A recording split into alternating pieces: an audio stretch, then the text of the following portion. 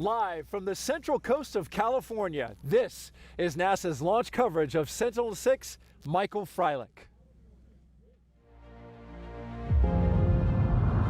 From space, it's just one planet. Sea level rise is really interesting because the impacts are local, but it's a global problem. We really need to understand how it's changing. How is it evolving? Wherever you live on this globe, the oceans will influence you in some form or the other. We've been measuring the height of the ocean since the beginning of the 90s. We really need that long duration observation. And Sentinel-6 is going to allow us to continue that record. So that we can better predict what is the rate of change, what is it going to look like in a year, 5 years, 10 years from now, and so forth. It really impacts the daily lives of people and their ability to plan for their future. And that's why humanity has been monitoring global sea level from space with exquisite accuracy for more than 28 years. A satellite dedicated to uncovering new knowledge about our rising seas deserves to be named after someone who dedicated his life to understanding our oceans. Earth system science is bigger than any particular agency. It's bigger than any single nation. It's bigger than any single continent. And I surely hope, because humanity requires it, that we make some significant progress in understanding.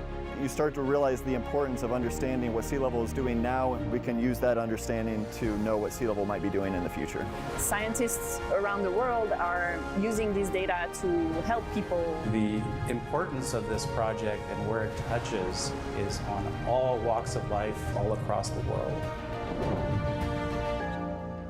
Sentinel-6 Michael Freilich is all about water.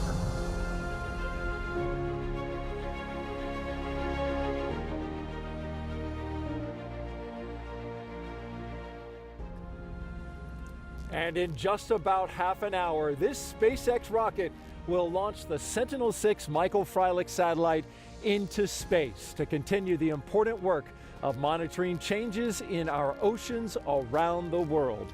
And so it seems fitting this satellite will begin its flight over top of the largest ocean in the world, the Pacific. Welcome everyone watching on NASA and SpaceX's platforms. Thank you for joining us here at Vandenberg Air Force Base on the coast of Central California. I'm your host, Daryl Nail, and with me is Marina Jurica with NASA's Jet Propulsion Laboratory. So good to have you here. Oh, thank you so much, Daryl. I'm so honored and excited to be here. The launch pad right behind us, Sentinel-6 getting ready to launch and giving us another decade of sea level observations. The science return is so critical, and I'm so excited to be here. Now, you're a meteorologist as well, so you know the value of the data that's going to be coming from this satellite once it gets into space and starts working. But now comes the hard part, which is launching it into space. I know, and I'm feeling so excited to get this Sea Scout launched and into action. I'm so invested in the incredible data that's going to come from this satellite, the legacy that it follows and continues. And we all live on this Earth here together, so we need to make it a better place for everyone. Well said. And right now, as far as the rocket's concerned, we are go for launch. We'll get an update from Launch Control in a minute. We'll take a look at the pad, though. The rocket looking beautiful out there on Space Launch Complex 4. Now, coming up in the show, we'll learn more about Michael Freilich and why this satellite was renamed after him before he passed away. We'll also talk live with his son and his daughter after the launch. The satellite he's named for can do some incredible science. We'll show you how it detects sea level changes down to a single centimeter and how it helps forecasters make better predictions about the strength and the path of life-threatening storms like hurricanes. And just before launch, we'll talk about the cool secondary mission of the landing of SpaceX's first stage booster right back here on land, just a few hundred feet away from the launch pad. Then after the launch, join us for a live transatlantic conversation about climate with scientists from NASA and ESA, European Space Agency. But first, let's introduce you to the team of commentators who will be calling the launch today. NASA's Joshua Santora and launch trajectory analyst Philip Hargrove. Gentlemen. Daryl, Marina, it's a pleasure to be here. Just really an honor, like Marina said. I am Joshua Santor with NASA Communications, and joining me, Philip Hargrove from NASA's Launch Services Program, or LSP. Philip, it's a pleasure to have you with me. It's a pleasure to be here. Thank you so much for having me. Yeah, so we are super excited, feeling the energy even from the East Coast, where we are located currently. The launch team, due to COVID environments, we're split across the country right now, trying to very literally distance ourselves. But part of the Launch Services Programs, their services provided, is to keep everybody around the world that needs to be in the loop on what's going on actively in the loop, and that's true for us here today. We are actively listening in to everything happening behind the scenes in the entire countdown procedures. So Philip, how are things going in the countdown procedures?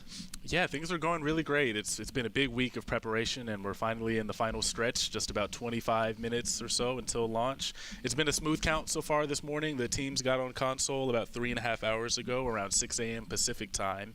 And about 15 minutes ago, the NASA chief engineer, Akash Vengani, polled his team. The NASA engineers, the NASA launch manager, Tim Dunn, polled his team to ensure that NASA is ready for launch. And just a few minutes ago, the SpaceX launch director, Eric Kraskowiak, polled his team to ensure that they were ready for fueling, which just began recently. So the range is good as well, which means that the path to space is safe for the rocket and safe for the public, and the Falcon 9 is also proceeding nominally towards launch. Yeah, all good things. Obviously, lots of teams there involved, and we'll talk about that in just a minute, but want to preview for you the fact that we have an instantaneous launch window today, meaning that we have a single second to be able to fly. We have a backup opportunity available tomorrow if it's needed, but that launch time today is at 9:17:08 Pacific time. Again, a reminder, we're launching from Vandenberg Air Force Base, Space Launch Complex 4 there on the West Coast. So for those of you here on the East Coast, that's 12:17:08 Eastern time. So lots more to come. Daryl, we would typically provide you an update on the weather as well, but since you're there experiencing the weather and alongside a professional meteorologist, we'll let you take that one. Well, we appreciate that, Joshua. Indeed, we are. You know, she's a certified meteorologist, and the weather today when we got up, I mean, it was picture perfect, you know, from the window of the hotel, clear, beautiful sunshine. You can tell how gorgeous it is. Didn't have the fog, but you know, we do have these winds. Oh, it's so unusual, Daryl. I've been to a dozen launches here at Vandenberg, and I've only seen one of them because there's always fog along the central coastline. But fog needs really calm conditions. And so in order for calm conditions to happen, you can't have wind. But we've got a lot of wind out there today, and that is why we have no fog. But that wind might create a problem. And so that's why we need to keep a close eye on those upper level winds for this rocket. Now you can see behind me, we have a couple of high level clouds out there. Those are just cirrus clouds. I like to call them horsetails, but they are not going to affect the rocket in any way. It's a beautiful day. It's a clear day, but it is a little breezy. Now 50% of launch scrubs are due to weather, and about 30%, Daryl, are due to upper level wind issues. Yeah. And so these winds occur basically between 20 to 40,000 feet, so pretty high up in the air. And the rocket, it's like hitting a brick wall when they hit those upper level winds. And upper level winds also change direction with height. So it is not good for the rocket, but I'm sure meteorologists are on top of it this morning at the weather office, and they're going to make that decision right before launch. But taking a look right now at our radar, we can see that it is crystal clear out there, folks. So we have no precipitation to deal with. Like I said, these clouds are not going to be a big issue in any way, shape, or form, which is good. They're just nice high level cirrus clouds. And looking at our launch weather forecast for the day today, we are 80% go for probability of launch, and that 20% contingency is just for the potential of those winds. So it's looking beautiful. I'm so excited to be here, and I'm so excited to actually see it. Because like I said, I've been here a dozen times, Daryl, and every time we just see so much fog in the area. So this is pretty incredible. And we're perfectly situated for it here on just the mouth of the Santa Ynez River, spilling into the Pacific Ocean. It is an incredible view. We are blessed indeed. It is so beautiful. Now there are teams on opposite ends of the world working on this mission. The satellite will be controlled from the European Space Agency's Operations Center in Darmstadt, Germany. Yeah, and here at Vandenberg Air Force Base, SpaceX's launch team is working the countdown from their control room, while NASA's Launch Services Program, that you see right there, is at the Mission Directors Center just a few miles away. Now, shortly after Sentinel-6 Michael Freilich is launched, it will start gathering a lot of data about our oceans around the world. And that data will be collected by high-tech instruments on board the satellite. NASA's research scientist Ben Hamilton explains how. From an early age, I saw images of the Earth from above. And you just realize how much is going on in the ocean, the variability that's there, the changes that are occurring. It really became a passion of mine to understand what's happening in the ocean. So sea level rise is really interesting because the impacts are local, but it's a global problem. So I've done a lot of work looking at sea level rise in particular locations, but on much broader scales, and with the satellites, we have this global view. So here we can see the satellites orbiting the Earth and where they are right now. Having overlap between the different missions allows us to make a direct comparison. And it's really the information we gain from all of these satellites that tell us about sea level change and allow us to get an understanding of what's happening on an entire climate system. And that really long record that'll exceed 30 years with the Sentinel-6 satellite allows us to have a better understanding of how the Earth's climate is changing. So this is an animation of the Sentinel-6 spacecraft and how it collects information about the sea surface. You can see the radar pulse that's bounced off the surface of the ocean. It measures the time it takes for that pulse to get back, and from that we can pull out the measurement of sea surface height. It's not just scientific curiosity, it really impacts the daily lives of people and their ability to plan for their future. As I started to live in coastal areas and see flooding that was occurring, I got to see firsthand the effects of sea level rise and climate change.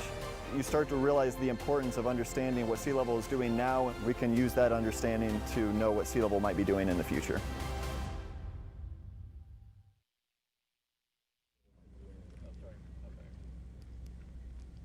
And coming up after the launch, we'll talk live with scientist Josh Willis, who's actually going to perform a live science demonstration about our rising seas. It's going to be something you want to check out.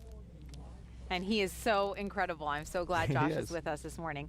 You may have noticed this satellite was named after Michael Freilich. He led NASA's Earth Science Division for more than a decade. And he did an outstanding job. Freilich, though, lost his battle with cancer in August of this year. But as you are about to hear, leaders in the space and science community around the world explain why they all agreed to rename this satellite after Michael Freilich. I was so excited to receive a letter by the European Space Agency and the European Commission proposing that Sentinel-6A should be Sentinel-6 Michael Freilich. Having a satellite named after you is pretty remarkable. It's not something we do in Earth science very often. It's not only ESA, it's Europe who wishes to honor Michael Freilich. Michael Freilich has been instrumental in making Sentinel-6 a satellite that measures with very high precision sea level rise. The Sentinel missions are something that Mike was very involved in. It really epitomizes the role that Mike has played over the years as championing partnerships, championing collaborative investigation of the Earth. Names are reserved for the greats. You don't name after a satellite after somebody who just does their job. It's the second mission ever named after a person who's alive. It's a huge honor, and I couldn't be more excited. Through this, we want to pay tribute to a unique cooperation between the US and Europe and a unique personality, Michael Freilich. Dr. Michael Freilich is a world-renowned ocean scientist who, after a successful career in academia, came to NASA and for 12 years led all of Earth science. And he's really brought NASA back on the international stage. The partnerships that we forge are beyond a business transaction. They are about friendship, and Mike did just that. Working with our international partners, working with our interagency partners. And Mike brought that community together in a way that was really unprecedented. Mike Freilich's legacy is being able to build the coalitions that are necessary for us to get as much understanding of our planet as possible. There is not another person more deserving of this honor than Mike Freilich.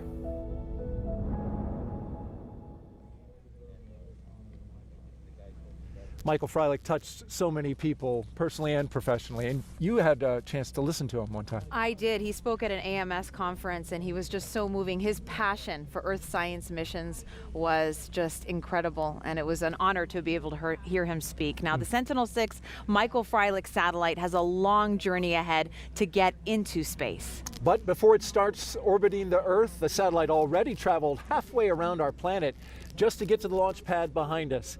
NASA's Blair Allen tracked its journey.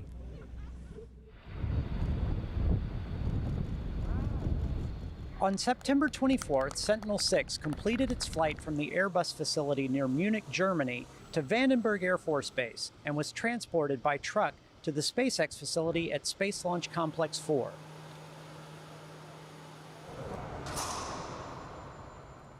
Upon arrival, it was unpacked in the safe confines of the clean room. A team of scientists, engineers, and technicians began the critical process of preparing the spacecraft for launch. Over the last few weeks, they have thoroughly tested and checked out all aspects of the spacecraft to ensure its readiness for flight. The next critical step, the integration of the spacecraft with the Falcon 9 launch vehicle. Sentinel-6 was carefully encapsulated inside the rocket. Yesterday, Sentinel-6 and the Falcon 9 rolled out of the SpaceX hangar, covering the last few hundred feet of its journey on Earth to reach the pad at Space Launch Complex 4.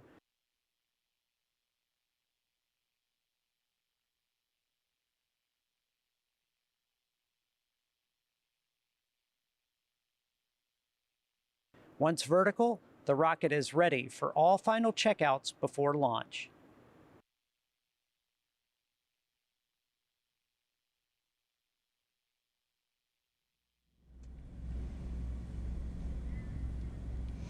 Separately, NASA and the European Space Agency have studied the oceans for decades. But now the two have joined together for Sentinel-6 Michael Freilich. Joining us now is ESA's Guido Livrini, the Copernicus Space Segment Program Manager. Guido, it's great to have you with us. Thanks for having me. Well, we just saw video of the rocket rolling out and going vertical on the pad. You can see it there right behind us. It's ready to go. How are you feeling? It's a big emotion. This project started in ESA more than 10 years ago, so it's been a very long journey. There are many memories that stand out, but the most vivid one is a lecture by Michael Freilich. He was just a few months after his retirement, so he was no longer the NASA director for science division, but he was normal US citizens, and was invited to make a lecture by our director, Josef Aschbacher, in Milano. It was July 19, and he gave us a lecture on international cooperation. Like a gentle, caring father, it made us realize that we don't do enough cooperative mission in Europe on our side. And coming here, I've been thinking about his words quite a lot. And indeed, he was right. If you think of a mission like Sentinel-6 Michael Freilich, it's a mission about sea level rise, it's a mission about climate, it's a mission about safe navigation. There is no reason why a specific agency or a specific country should take action or should care more than anybody else in the world. Yeah. And so you realize that a mission like that, cooperation is the best way to realize a mission like that. And actually, cooperation is the only appropriate way, the only correct way to realize a mission like that. You're absolutely right. We're all in it together. That's so true, Guido. And you're right. Michael was such an inspirational speaker, and this collaboration is so beautiful. Now, we have a question from social media for you. Astro Asal on Instagram asks, what is the purpose of choosing this name for this mission? First of all, we should all be aware of the fact that naming a mission after a person and a living person at the time is a unique event. We don't have any other example of this kind. It was an honor, but we are honored to work for a mission that carries this name. And the answer to the question is super simple. Without Michael Freilich, this mission would have not existed. We will not be standing here today. Well so said. True. That's that's quite the honor. You're right. They do not just name any old satellite after any person. So it's quite an honor. Guido Livrini, with Program Manager for the Copernicus program. Thank you so much for spending your time and sharing your thoughts with us. Thanks for having me. Thank you, Guido. Guido Livrini with the Space Agency. Thank you. We appreciate you being here. We want to take a brief moment now to honor our country with the singing of America the Beautiful. And we're thrilled to bring you a virtual rendition sung by Musica, a group of youth ensembles and youth orchestras from California, Florida, and the Carolinas.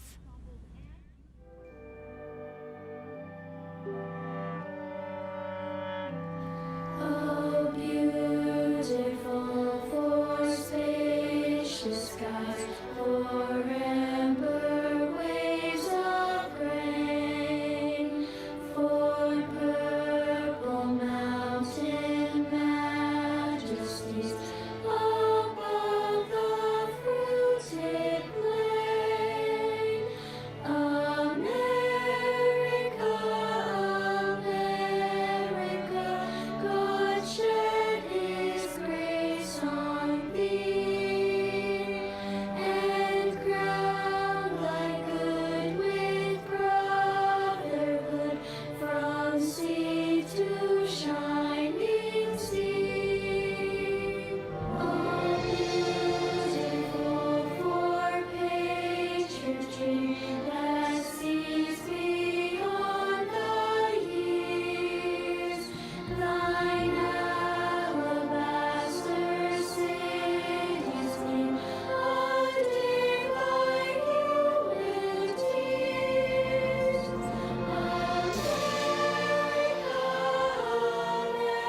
America, God shed His grace on thee, and crown thy good with brotherhood from sea to shining sea. And crown thy good with brotherhood from sea to shining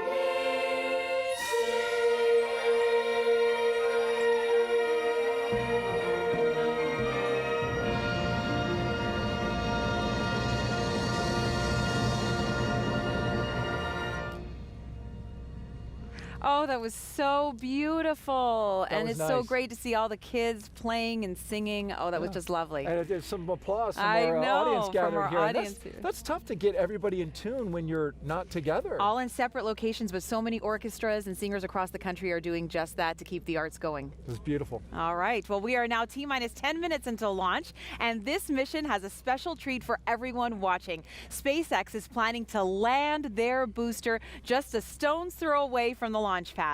Yeah, SpaceX has landed their first stage 65 times, but this is only the third time landing on land here in California. And joining us live to talk about it is SpaceX lead manufacturing engineer, Jessie Anderson. You might recognize her from such popular NASA SpaceX shows as Crew 1, Demo 2. Thanks for being here. It's great having you. Thank you for having me. I am so excited. I don't think I can even contain it right now. There, and you see the rocket there on the pad. Isn't that something? It is a beautiful view, and I'm so excited to see it here in person. Have you ever seen a launch and a landing in person? So, not that I haven't tried. I tried to come last year, and you know, Vandenberg is known for the impeccable fog. So when I came, all I saw was fog. So I heard it, but didn't actually get to see it with my eyes. So I'm really excited that it's a clear and beautiful day today, and hopefully we'll be able to see both launch and landing clearly. No doubt, it's looking good so far.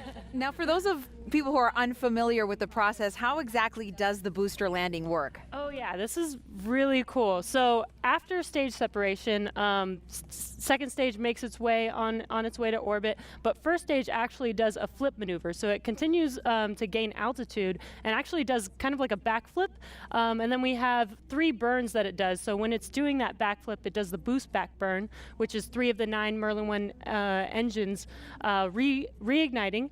And then following the boost back burn, it will do an entry burn to help slow it down as it enters back into the Earth's atmosphere. And then it comes back down and lands with just one single engine for the final landing burn. It is the neatest thing to see in person, and it is loud. There's a big sonic So boom. loud. Oh, yeah. You have to even like warn the local residents that it's happening. Oh yeah. We want to actually share a special question with you right now. There is a young man, an 8-year-old named Parv. He contacted NASA and shared this picture with it. We want to put it up on the screen. He made a rangoli. This is a traditional decoration for Diwali made of sand, rice powder, and or flower petals in the shape of a rocket. You see it there? There's It's Parv. so beautiful. He's got his little He's so SpaceX shirt on. You excited. see that? So they're here for the launch. They're watching. And his question to you, Jessica, is how do NASA and SpaceX achieve the pinpoint accuracy they need to launch? Oh man, a lot of hard work to sum it up. But there's a number of things. We have to calculate, the orbital mechanics for how to get the satellite into space. But there's tons of sensors and guidance, navigation, control system on the vehicle. The vehicle is completely autonomous. So, as you know, the vehicle is moving so fast, human reaction is not quick enough to guide it. So we actually have it autonomously programmed to make sure that it does everything that we need it to do. It's amazing, and you guys have gotten so good at it lately. So we're looking forward to that part of it. Jessica Anderson from SpaceX, thanks you so much. You're going to stick around because for the landing, we're going to have you back out, and we're going to enjoy it together. Yes, I cannot wait. I'm so excited. All right, fantastic. Thank you, Jessica. And now we're about T-minus 7 minutes until liftoff of Sentinel-6 Michael Freilich on a SpaceX Falcon 9 rocket. That's right, the moment is upon us. We're going to hand it over to Joshua Santora and Philip Hargrove for the countdown to launch. Guys, take it away. Hey, thanks so much. It's been an active past few minutes, starting to hear calls of closeout and things. But before we go too far, I want to, Philip, ask you to introduce us to the teams that are on console today. So there are teams of teams really working this launch. Who do we have on board today? You're absolutely right. So we have our international partners from the European Space Agency, or ESA, and the NASA Jet Propulsion Lab, or JPL, who have science instruments on board the spacecraft that was developed by ESA. SpaceX obviously manufactured and produced the Falcon 9 rocket, and the NASA Launch Services Program, or LSP team, has been working closely with them for the past couple of years to prepare for today. And the United States Space Force Range is responsible for public safety today. Yes, grateful for everybody's participation. Lots of good comments made this week during briefings and reviews about just the incredible partnership and collaboration here. So I want to tell you about what's coming up through the rest of the count as we proceed towards liftoff here in just 5 minutes now. We should hear a call for RP1 full in just a second. And then we'll be looking for the strongback retract to take place in just a few seconds. Propellant tanks are pressurizing for strongback retract. Perfect. So what that's going to look like on your screen is up near the top of that rocket where the fairing is, just beneath the bottom edge of that fairing. You can see that on screen there very well. There's a clamp that's wrapped around the second stage of the Falcon. That clamp will expand, and then that tower, the strongback or transporter erector, will tilt back just a couple degrees in preparation for the final minutes of countdown. It will still be connected. Retract has started. There's that call. The retract has started. That strongback provides power, fluids, and communication for the rocket up until the time of liftoff, when it will tilt back even further away from the rocket. So keep your eyes on that. But Philip, wanted to have you tell us about the path for today's flight. The folks along the southern coast of California might get a treat if they're outside looking up to the sky. Right. I'm definitely happy for the people out there in Southern California because, we get a million launches out here, but, if they can finally see some, especially at JPL, because it's, they're invested in this launch. So Vandenberg is really convenient for these high inclination launches. So Sentinel-6 Michael Freilich has a 66-degree inclination, which means that it's perfect for the Falcon 9 to launch south-southeast, and it's really going to kind of ride along the coast of Central and South America on its way up to that 1,300-kilometer altitude. Yeah, very good. We just heard there Tim Dunn coming on the nets and giving his official go. So NASA is go for flight here. The last few minutes here, we're going to hear a number of calls with closing out liquid oxygen or LOX, and then we'll kind of tick down here to the final minutes where we'll hear we're commanded for final pre-launch. We'll have the automated flight termination system will be configured for launch. We'll get a final go from the launch director at around 45 seconds to go on the way to 0 there, right on time for this instantaneous window at 12:17:08 Eastern Time. That's 9:17:08 there on the ground. So, Philip, really fast here as we're waiting for the liftoff. Tell us about the rocket here. You kind of told us about the flight path, but what is this rocket capable of? There's a lot going on here.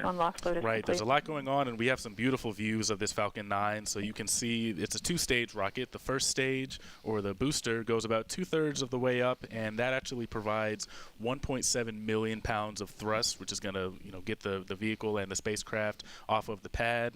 The second stage, its engine is housed in that black inner stage region that's just below the 5-meter fairing, and that's what's going to finally bring the spacecraft up into its orbit. And as we've discussed already, that first stage, once it separates from the second stage, is going to head on back to Vandenberg. Awesome. So much coming up here. Post liftoff is certainly active as well. About a minute into flight, we'll hear calls for flight through max Q, or maximum aerodynamic pressure, and then we'll about 2.5. Strong record track has been completed. There you go. You can see a nice separation there between the rocket and that transporter erector. About 2.5 minutes into flight, we're expecting to see a few things happen very rapidly. We're going to see that booster separate after that first stage engine cutoff happens, and then after that separation takes place, the second stage. Stage 2 LOX load is complete. There's that stage 2 liquid oxygen load complete, which is great. You kind of see some of the steam coming off the vehicle. That's dealing with cryogenic fluid that's on the order of negative 330 degrees Fahrenheit. That's densified liquid oxygen mixing with the ambient temperature there, which creates that fog, that steam effect. We'll also see a lot more happening post liftoff, so stay with us. And we even have a lot very, very late into the show today. We're roughly an hour and a half of milestones past liftoff of getting into the correct orbit and confirming that we have a good, healthy spacecraft. So please stay with us. There's a ton going on, but we'll let you listen in these last minute and just enjoy the countdown.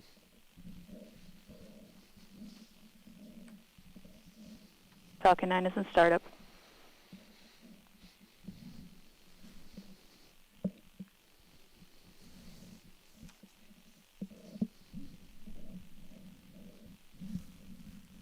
Launch director is go for launch and landing.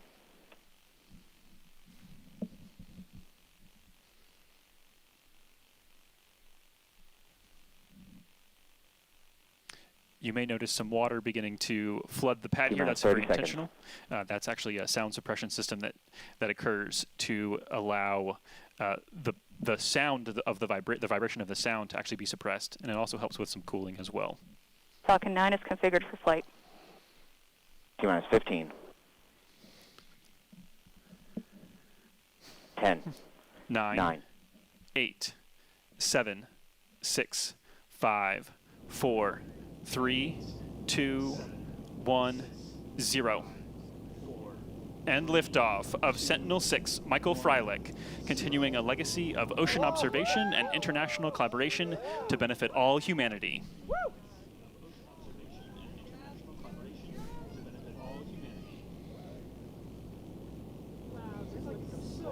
M1D propulsion is nominal.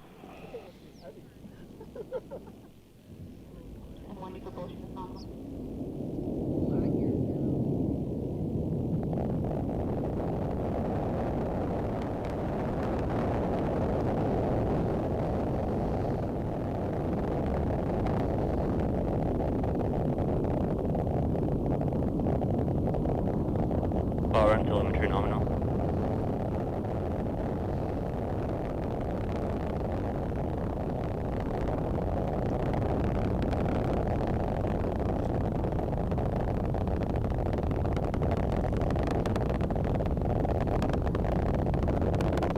Vehicle is supersonic.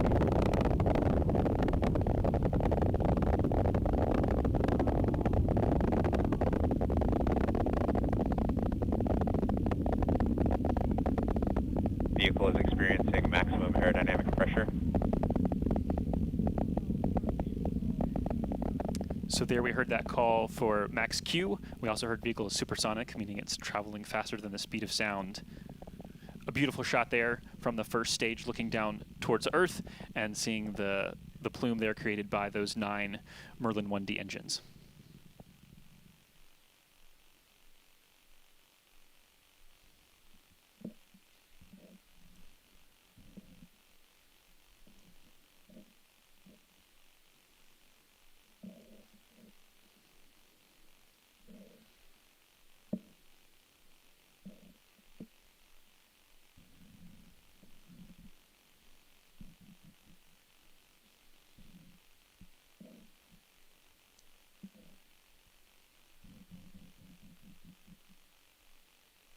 Beautiful clear skies there from Vandenberg on the ground, able to track with that rocket as you see it on screen now.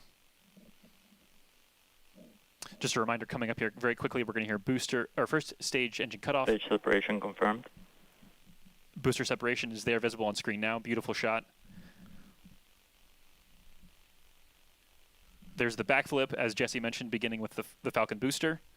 Stage 1 boost back burn has started.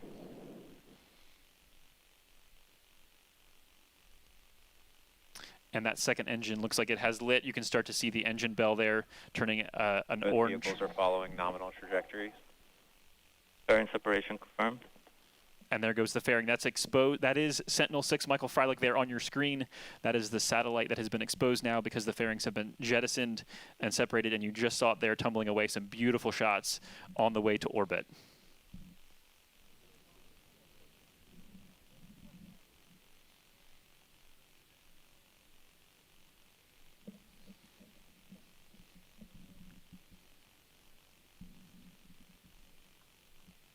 And stage 1 boost back burn shut down. So we're getting reverse angle views of that engine on screen. That's what you're seeing. This is switching between opposite sides of that second stage. Vehicles continue to follow nominal trajectories. And that term nominal being used, we've heard that a lot during this call out. That's a very good sign. Nominal just means that everything is going according to plan within the expectation of operation for the vehicle.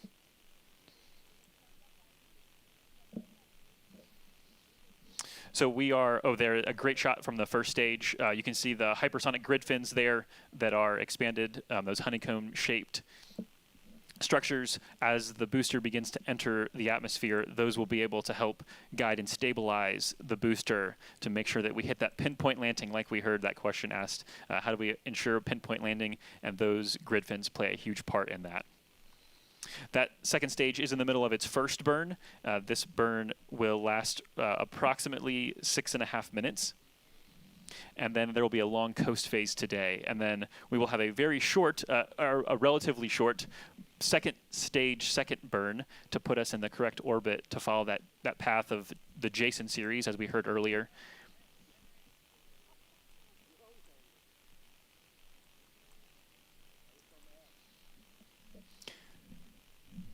So, Philip, from a trajectory perspective, is this just kind of a moment where do the people working this mission, do they kind of just sit and wait as well here? Because obviously we're not controlling this actively. It's just the vehicle, in theory, just doing what it's programmed to do. Right. I mean, I will say I didn't personally work this mission, so I'm not sure what my coworker who worked it for the past couple of years is thinking, but it's beautiful to watch this trajectory that we've been planning out for years. We know what the math looks like, we know what the numbers are, but actually seeing these views from the second stage is just amazing. Yeah, very good. And we'll talk more about kind of your role and what you do as a trajectory analyst. You are, by all accounts, a rocket scientist, which is pretty cool. We will come back and chat more in a bit. Again, we'll revisit you once we get towards that second stage, second burn. But for now, I think we're ready to head back out to check in with Daryl and Jesse to hopefully enjoy nominal trajectories. What I would expect to be a beautiful, very noisy nominal landing of that booster. Daryl, how was launch? How did it look out there?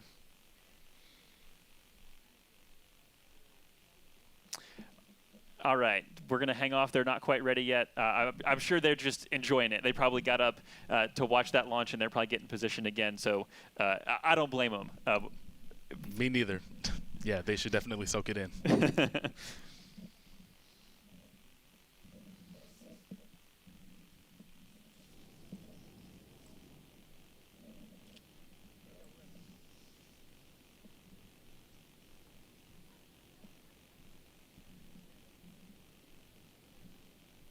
So that second stage Merlin vacuum engine, MVAC as we like to call it, that produces around 210,000 pounds of thrust once it's on orbit in the vacuum of space. On entry burn has started. All right, so call for the entry burn there. I think Daryl and Marina are ready for us. They should be there with Jesse to talk us through the landing. How was launch? Oh my goodness! It's incredible. It was incredible. That's why we're late. We're all talking at the same time. It's great. Can you tell that we were excited? We were standing there. We saw it. It was so clear we could see the separation as it was going the entire time. Jesse, I mean, isn't that awe-inspiring? Mind is blown. So it's going to be landing right behind us, and we've got a view now of the actual booster coming back. It's got its grid fins out. And that's helpful. It has to use those things. Yep, it has to help steer it as it's making its way back to land. So it's the steering mechanism. It's really interesting that it lands right next to the launch pad. We have a little tent over top of us, so we're not going to see that first boost back burn. But we have a clear shot of it coming down onto the pad. The other thing we're waiting for, and we're making sure that we keep track of, is the engine cutoff of stage 2. And we're going to call that out. Here it comes. There it is! Oh my goodness. Coming in at an angle and just straightening out. What do you think, Jesse? That's amazing. Oh my goodness, I might cry right now. This is so incredible. Every time I see this, it's just slowing down so perfectly. Perfect. Just hovering. There's the sonic booms we talked about, and touchdown. Oh my we heard that. Oh, that was And Falcon 9 has landed at LZ4, landing operator beautiful. Into 11.100 on recovery 2. I'm a little teary-eyed The right now. echo of the power, to see it here in person, to feel it. Oh, and like Jesse said, no matter if you see it or not, you always hear it, right? So that sonic boom is recognizable wherever you are. Reverberating through the valley here. I know. Well, what'd you think, Jesse? Oh, I have no words. That was incredible. Like, as many launches as I've seen, seeing it in person is a whole different experience. The crowd that's with us, you can hear them cheering and everything. They're just totally like, in awe. We're so glad that we could do this and have you join us with this. Jesse Anderson from SpaceX, lead manufacturing engineer. Thanks so much for coming out here. What a moment. So much for having me. This has been amazing. Thank you. Absolutely. Thank you. All right, well, the coast phase is about 45 minutes away, and so we don't expect any activity to report at this time. But if there is, we will let you know. And in the meantime, we'd like to tell you about the science behind the Sentinel-6 Michael Freilich mission. And we're going to get to that in a moment, but we have a moment here where we're going to sync up and simulcast with our partners from the European Space Agency. And when we do that, that's going to allow both channels, both ESA and NASA, to carry the same broadcast at the same time. I'm going to talk a lot about science, and we're going to get to that in a moment. But first of all, I want to get your reaction to watching both the launch and the landing. It's spectacular, Daryl. I mean, it's so beautiful when everything comes, and like Jesse was saying, a well choreographed ballet. It's the best choreographed ballet in the world, and it did everything that it was supposed to. The launch was beautiful. I'm so glad the winds quieted down when they were supposed to, so that we could get that rocket launched, because this is incredible science that we're going to get from Sentinel-6, and I just can't wait. Well said indeed. Okay, now we are going to turn it over to our friends from ESA. Let's join moderator Louise Houghton from the European Space Agency. Sentinel-6 really would like to thank NASA and our friends in the US, also NOAA, for this contribution they have made. Incredible. They have been an excellent partner. They have been very reliable, and they really have delivered their part on time. And in very significant terms. The launcher we have just seen, but also very important instruments like the microradiometer and several other components. And this is a model cooperation I would really like with Thomas and his team in the US discuss further cooperation opportunities, because this is just so wonderful what we have done with Sentinel-6 Michael Freilich, and there is much more to come. I have quite a few ideas. I don't want to go into depth right here, but I think this is so successful that I would like to expand that. Well, thank you so much, Josef. I think you're saying there that international partnerships are so important for these space missions moving forward. And we've, of course, been able to monitor the oceans from space for nearly 30 years now. And before we continue this conversation, I want to take a look at a video which will show our achievements to date.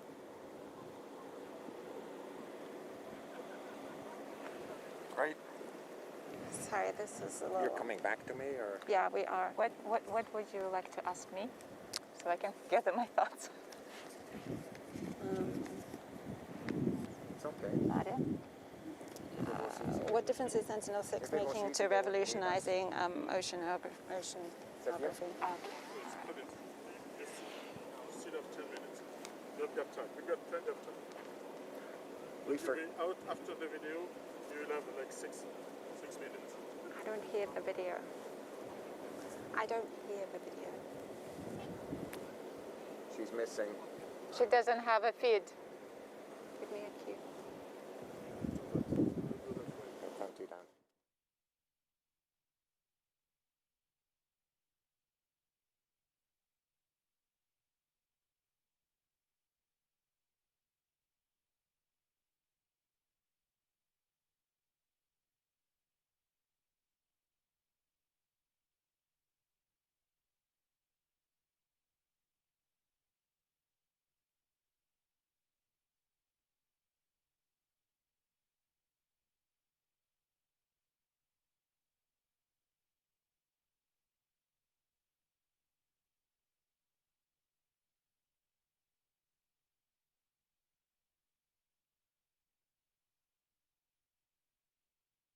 The altimeter was actually an experiment on board Skylab, which was 50 years ago now. I mean, the way that this technology has transformed over this last half a century is quite fantastic, isn't it, Thomas? Oh, it's amazing. I mean, for me, when you just think about it, you know, you have this spacecraft up there at, 1,300 kilometers, going at 8 kilometers per second, and you're locating it within a centimeter or so, exactly with all these, with the altimeter, but also the GPS receivers and the supporting instrumentation.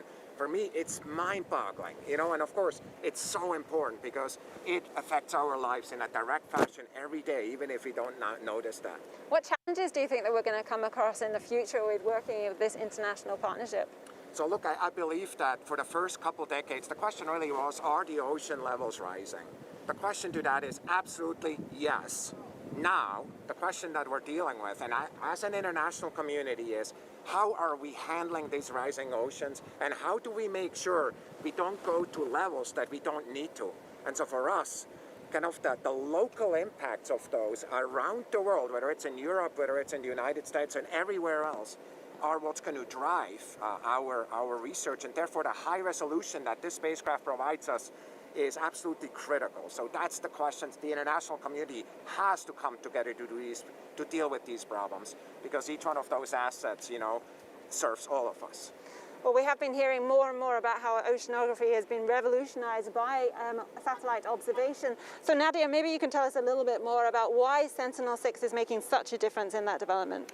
Yes, Sentinel-6 is indeed building on a very rich heritage of JSON-class altimeters, and what we expect to see a new science coming out of Sentinel-6 that it would open up new frequencies that give us a fuller picture of what do we know about the oceans. And ocean altimetry, by now, it's a mainstream tool of modern physical oceanography. So if you are a modern oceanographer, at one point of your life, you clearly looked with this data. Either you're studying tides or sea level, ocean circulation, or winds, or hurricane prediction.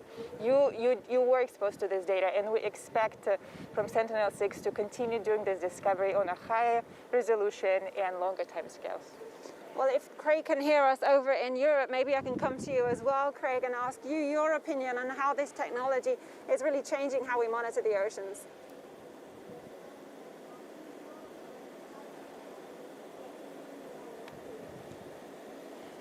To precision, which is essential because the annual changes are just a few millimeters a year. It's really remarkable. But it can do a lot more. And recent work shows that the oceans are taking up much more carbon dioxide from the atmosphere through the ocean-atmosphere interface, where waves play an extremely important role. Now, the Sentinel-6 Michael Freilich radar altimeter provides us with excellent measurements of the significant wave height with a 300-meter footprint size along the satellite track. Really, this will help us to improve our understanding of carbon dioxide transfer into the ocean. But it's even more than that. Wave forecasting is part of the Copernicus Marine Services for serving maritime operations, which are essential for maritime safety. And these are managed through the European Maritime Safety Agency. So we'll have topography measurements and wave measurements to really provide something pretty superb. Well, thank you, Craig. If you wish, it is up to you. And that was Craig Donlan, who's the project scientist from ESA, which is the European Space Agency. So thank you so much to them. And the climate science conversation continues. If you would like to tune in, just use the Sentinel-6 hashtag on the European Space Agency or ESA's social media platforms. This satellite was renamed after American oceanographer Michael Freilich, who led NASA's Earth Science Division for more than a decade. Freilich passed away in August, but 5 months prior, NASA held a satellite renaming ceremony for him at the agency's headquarters in Washington, D.C. Freilich accepted the honor, but he credited his success to the contributions of thousands of scientists, engineers, managers, and diplomats on both sides of the Atlantic. It's been a privilege to work with you, to learn from you, and to be able to call you friends. The entire world is expecting great things from Sentinel-6, and I know that you will deliver. Go Sentinel-6.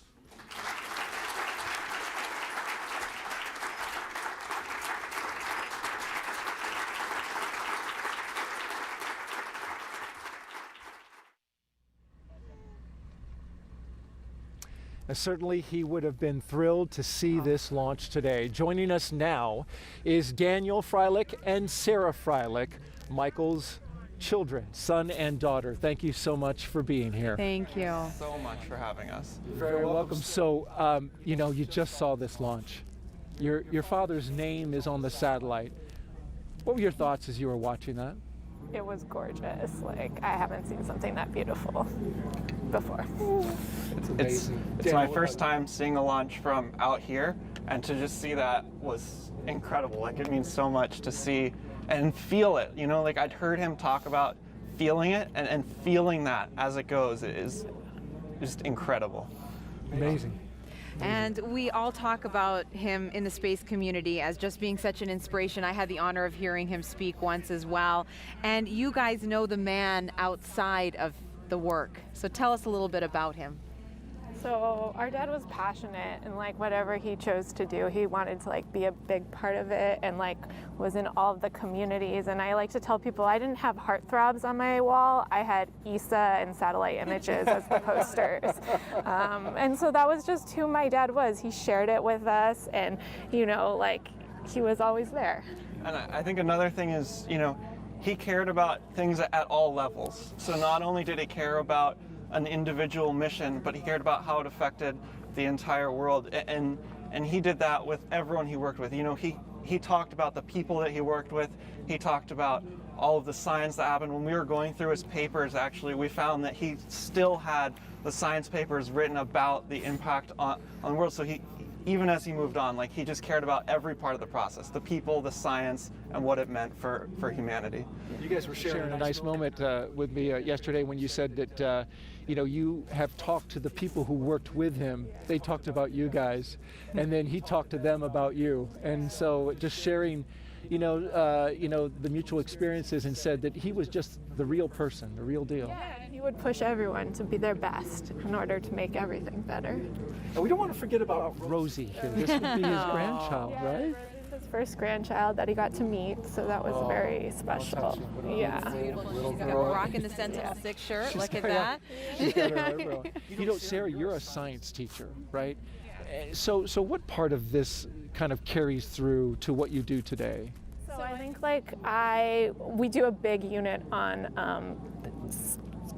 climate changing, because like for me, sea level rise and like what we can do as individuals is so important, and like what my father was saying. And so as much as I teach science, and I hope that each student can find something that excites them, whether or not it's like physics, biology, like rising sea levels. But I want to make sure that there's a space for everyone to find something that interests them. And Michael Freilich had a red pen. Do you have a red pen?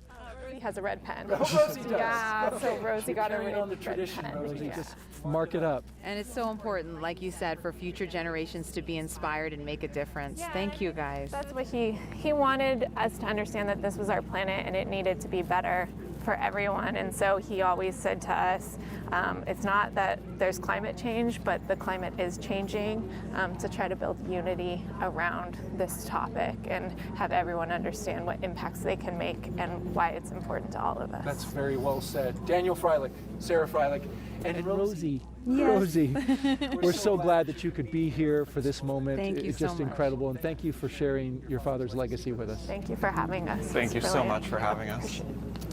Michael Freilich believed strongly in the mission documenting sea level rise.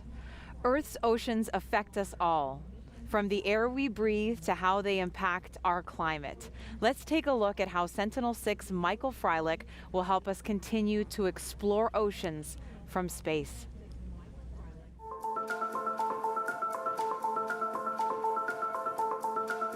Spend a few minutes on any beach and you'll realize just how much the ocean can transform the shoreline. We're here at NASA's Jet Propulsion Laboratory and we're really excited about this new satellite. It will extend the record of sea level rise another decade past the 30 years we already have and allow us to see how sea level is not only rising, but how it's accelerating. This has huge consequences for the planet because sea level rise is one of the most important consequences of human-caused global warming. Sea levels are rising at a faster and faster rate every decade. We need these measurements to help us predict how quickly flooding will increase across the planet. Sentinel-6 will also bring us higher resolution measurements of sea level, which is incredibly important near the coastline where currents are narrow and changes can be difficult to observe from space. Currents in the ocean tilt the sea surface, making sea level high on one side and low on the other. Also, warm water stands taller than cold, so sea level measurements tell us about both ocean currents and ocean heat. Ocean currents affect our daily lives because the ocean has a strong impact on climate. In the west, the Pacific Ocean strongly determines droughts and rainfall, and in the east, hurricane forecasting uses satellite altimetry to help predict how much hurricanes will intensify. Ocean conditions can change quickly, and forecasters need data in near real time to predict how currents and marine weather will change across the globe. We're excited about the technical capabilities of this new satellite and the prospect of another 10 years of sea level measurements. Give a little intro. And Josh Willis is here, more affectionately known as Climate Elvis, joined by NASA's Blair Allen for a live demonstration.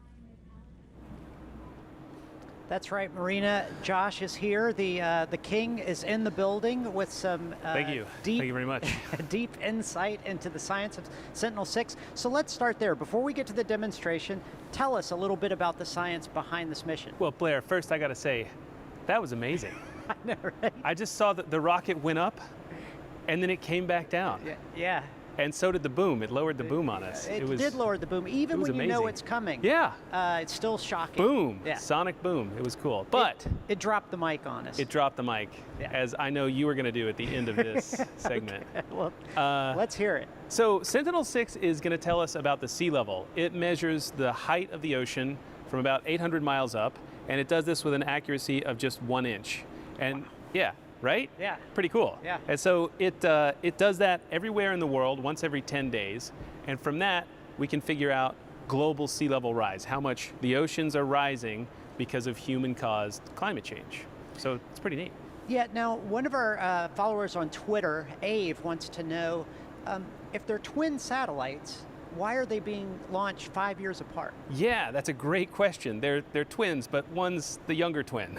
Okay. Significantly younger. Significantly younger twin. So yes, so the idea is that we have to keep measuring sea level rise. Sea level rise is not going to stop anytime soon, and we have to keep our eye in the sky looking down on it. So we just launched the first one today.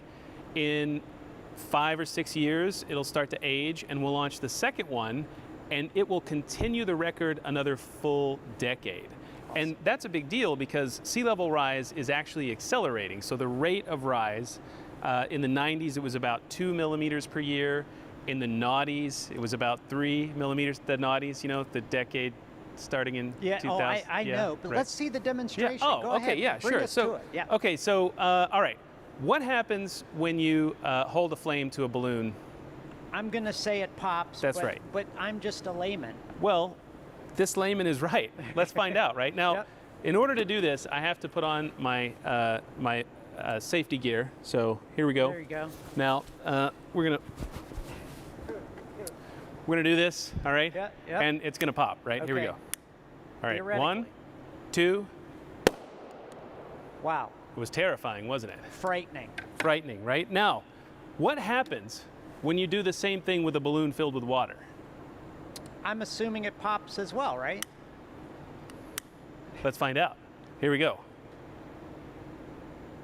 Look at that. Fascinating. Look at that. It's It right there. does. It's right there on the balloon. It holds. It's not popping. Why not? It's not popping because water is so good at absorbing heat that it actually takes the heat away from the balloon before the flame can melt it. And that's just like the oceans. The oceans absorb more than 90% of the heat from climate change. So if we think about global warming, it's really ocean warming, right? Wow. That's pretty cool, huh? That is amazing. I'm really glad it didn't pop. You know, I was afraid I was going to have to give up all faith in science and join the circus or We something. don't want you to do that. No. Well, thanks so much, Josh. Yeah, you for betcha. It being was- on- Yes. All right. So, science has also left the building along with Josh. Okay. Back to you guys at the gravel pit. I'm going to go join the circus now. Yeah. Okay. Well, Blair and Josh, thank you so much. I guess he's a hunk of burning balloon or something. Well, anyway, we want to recap the launch now. Just about a little more than 25 minutes ago, we launched from right here at the Vandenberg Air Force Base, courtesy of the 30th Space Force Wing.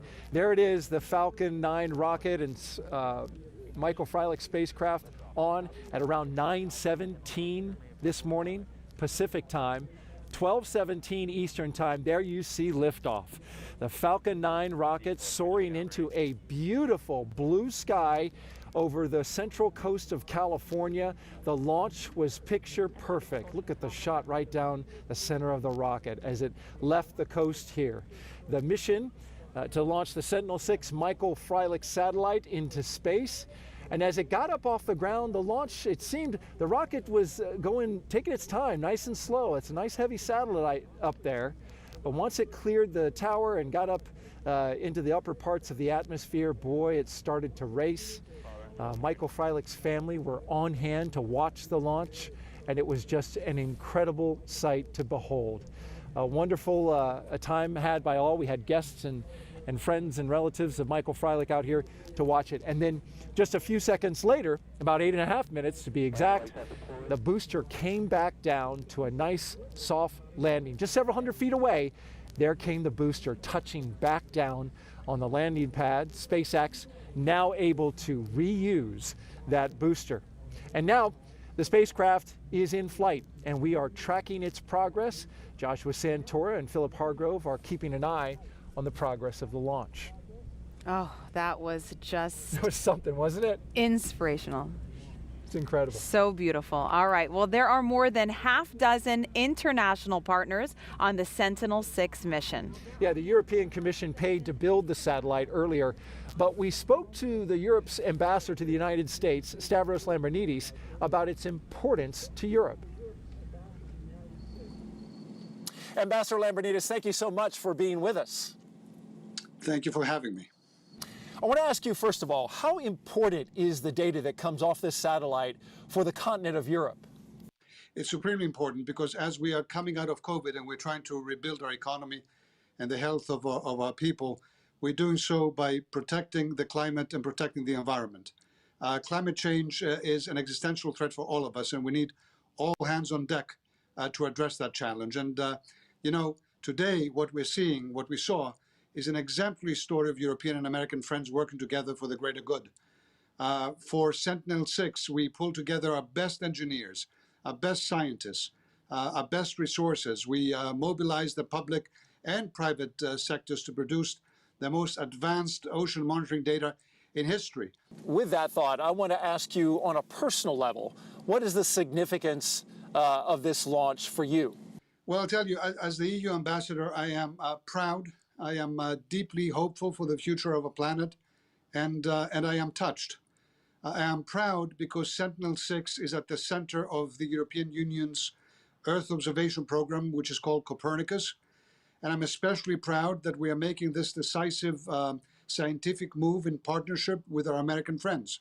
Back to the partnership. Sentinel-6 Michael Freilich is actually NASA's first direct partnership with the European Commission. So take me back to the beginning. How did this all come about? Well, it all came about from a remarkable success story of European cooperation, first of all. So Copernicus came from a cooperation between EU institutions and intergovernmental agencies such as the European Space Agency, the European Organization for the Exploitation of Meteorological Satellites, down to national space agencies and the industry. So this was first and foremost a European success story. And now that satellite has been launched into space, and we look forward to getting all of that data for the better of the entire world, really. Ambassador Lambrinidis, thank you so much for joining us today. Thank you. Thank you very much.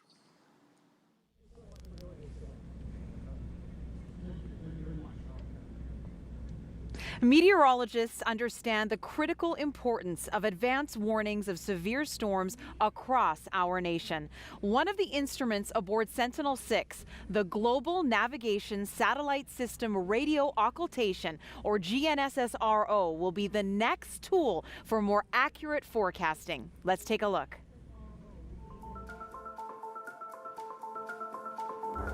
Sentinel-6 Michael Freilich will provide important information in producing our daily weather forecast.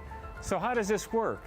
The data from the GNSS-RO, that stands for Global Navigation Satellite System and Radio Occultation, a new instrument on board, is ingested into the weather models that can help us with our weather forecasting and our warnings to help protect the public.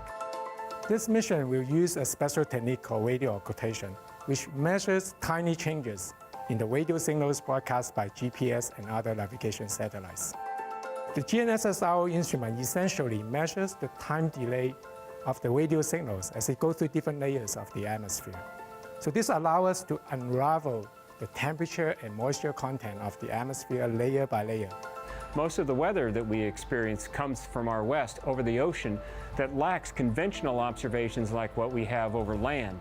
The GNSS-RO will help address these challenges by providing us very important temperature and moisture information over the ocean that will help our forecast here on the West Coast. Studying the entire atmosphere, from the surface all the way up to the stratosphere, is important for us to improve our understanding of our weather and climate change. We're very excited with the data that the GNSS-RO will provide for these weather models that will ultimately help improve our forecasts and warnings to help protect the public.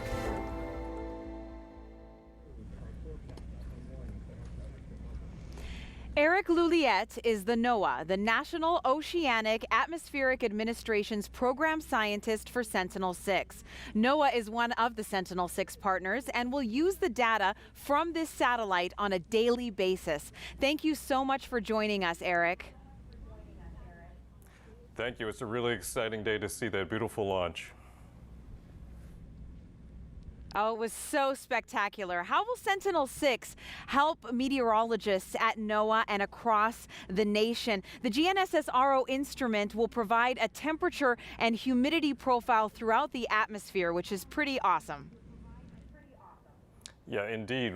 We're very excited at NOAA to be using data from all of the instruments. We'll be using from the radar, measurements of winds and waves that will go right onto forecaster screens. We'll be using the sea levels to improve ocean current forecasting, which will help for navigation.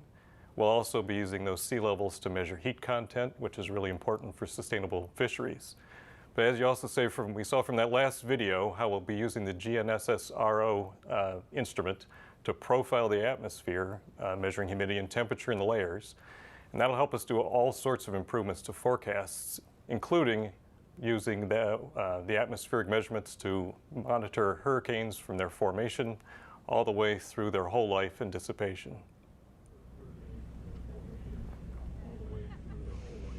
And Eric, we have seen great improvements in forecasting hurricane tracks over the years, especially with the launch of GOES East and West. But how will Sentinel-6 help with forecasting the intensity of these storms? Yeah, one of the reasons that hurricanes can become intense is because they feed off the energy that's stored in the upper layer of the ocean. As you saw from Josh's demonstration with the balloons, the water in the upper layer can store a lot of heat. So what we can do with Sentinel-6 is by measuring sea level, we can measure how much the sea level has expanded. That's a proxy for how much heat there is stored there. So we can figure out how much heat and where it is and map it and send those maps to forecasters. This year alone, we've seen 10 tropical storms increase in intensity rapidly. So it's more important forever that we have than ever that we have Sentinel-6 there for the next decade to monitor and improve hurricane forecasts. Yes, ocean heat content is so important. I always like to think about it as a car that needs gasoline. A hurricane needs that warm water to fuel that engine, that's for sure. Now, what impacts to society do sea level changes have, and how will Sentinel-6 help us better plan and prepare for the future, Eric? Sure, for the last 30 years, we've been seeing sea levels rise using the satellites that are the predecessors to Sentinel-6. And one of the things we've learned is that sea level doesn't rise at the same rate everywhere. So it's vital that we use Sentinel-6 to map where the sea levels are rising. We've already started seeing flooding both in clear weather from places all the way from Hawaii, the Florida Keys, to Norfolk, Virginia. So we're going to need Sentinel-6 and working with our NASA partners to help make better models to figure out where we should expect increased flooding and storm surges as sea levels continue to rise. Thank you so much, Eric, for joining us today. Thank you. Another fantastic tool on board is Sentinel-6 is the Advanced Microwave Radiometer for Climate, or the AMRC. And the person who led the testing and integration was JPL's Shannon Statham. In order to be good custodians of our planet, we really need to understand how it's changing. How is it evolving? And here we are at High Bay 2.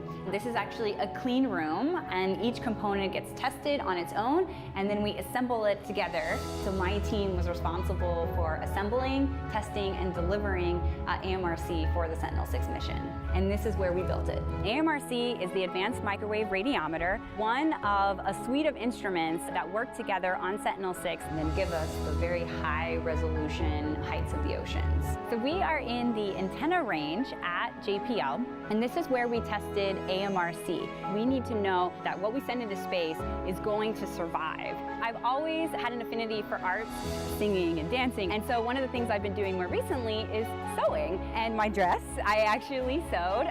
You cannot do this job without being creative. Every mission is unique. We are answering those really interesting and hard questions that we all have about our universe and our planet.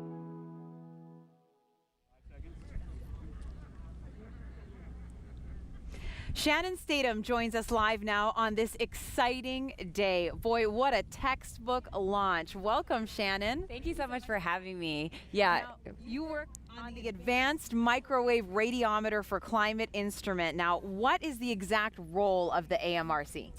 Yes, so AMRC works in conjunction with the Poseidon radar to get those very precise measurements of our sea level heights. And effectively, AMR is looking at water vapor in the atmosphere, so clouds and rain and snow. And that affects the radar measurements because it basically causes a delay in the signal returning back to the radar. So ocean heights might look a little closer or a little further away due to those effects. So AMRC, we take the data from AMRC and we're able to resolve those effects out of the data and then get those very precise measurements. We're in the super science part of our show, by the way. You know, we're really hitting it hard. This is great. Want to ask you, you also do testing, right? Because this thing helps with accuracy, but you've got to test it to make sure that it will be accurate. How do you test for mission and launch environments? Yes, so at JPL, we have a number of facilities that simulate launch and the extreme temperatures and vacuum of space. And so everything that we build is going to go through this test campaign where we certify it for launch and we certify it for its space environment, and not only ensure that it will survive, but that it will perform the way that we need it to throughout the mission. And the AMRC instrument, Shannon, I know we've talked about this before, it is much more difficult and complex than its predecessors. And so you didn't really have a blueprint on this one. How is it different? Yes, well, for every mission, we're going to, push that envelope, try to use the latest technologies, and AMRC is no exception. So we have 2 new components on AMRC compared to the predecessors, and that is a high-frequency component that enables us to get more precise measurements near coastal lines. In past missions, as we're over the oceans, we see really precise heights, but as we got to the coast, things were a little blurry. So now we're going to be able to get those better measurements near the beach, which people care a lot about because that's where they live and that's where they have businesses. And we also have an onboard calibration system, and that includes a rotating mirror, so of course just adding to that complexity. And that was because of some new science requirements on Sentinel-6 to get us even better data throughout the mission. And folks in Florida certainly care about that because there are more Yes. there are more miles of populated coastline in my home state of Florida than in any other state. Got a question from social media for you. Okay. Hank reached us from Facebook, and he wants to know how accurate is the satellite? What is the smallest area of ocean it can measure the altitude of? And might it have any applications for detecting seismic activity? Oh, a very interesting question. Yes, so for a single measurement, we can get down to 3-centimeter accuracy, but as we continue to take those measurements, we get global coverage over a 10-day period, and then we continue to get the map of the full, of our full planet and all the oceans, and so over the span of a year, we get down to millimeter resolution. So that's an order of magnitude better than a single measurement, and how we're able to get those global averages of 3-millimeter height increase per year, which is really, if you think about over the span of a decade, that's a centimeter, and over the span of a millennia, or a century, excuse me, that's going to be 10 centimeters. So we're definitely seeing the rise and definitely seeing the sea level impacts. Real quickly, the seismic activity? Yeah, so the seismic activity. So although Sentinel-6 is not going to be trying to detect seismic activity or tsunamis, which often come as a result of that over the oceans, but we have been able to detect them in the past. Previous missions have been able to,